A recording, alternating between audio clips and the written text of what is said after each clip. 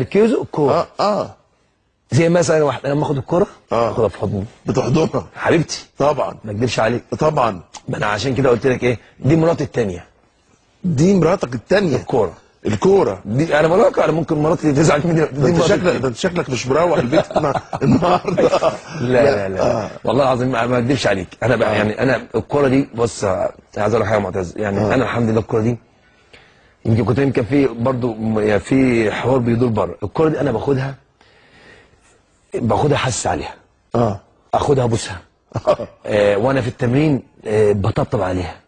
والله لما يعني احس ان الكوره دي عشان تطوعك. يعني عشان تطوعك اخدها اططش فيها. يعني بقعد العبها.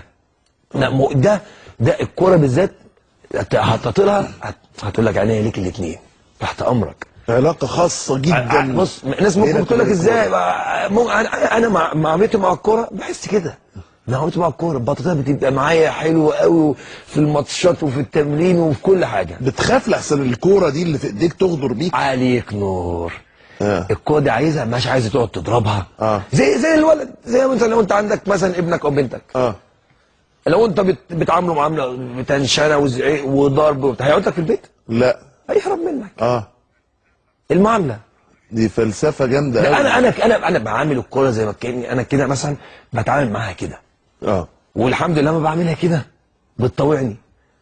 صحيح. بحس بطلع حاجات ما الناس بتقول لك بحبها، باخدها في حضني وانا واقف في التمرين كده اقطع عليها. ما فيش فيها مشكله وانا بتمرن اخدها.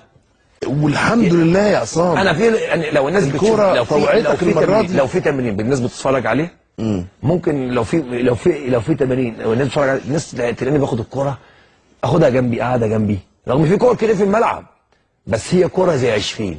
سبحان الله. يعني كوره زي 100، كوره زي مليون، بخليها جنبي وبشوطها. وانا يعني هي الحاجه الوحيده اللي بتصعب عليا لما باجي اشوط بس عشان انا بشوط جامد فيها يعني.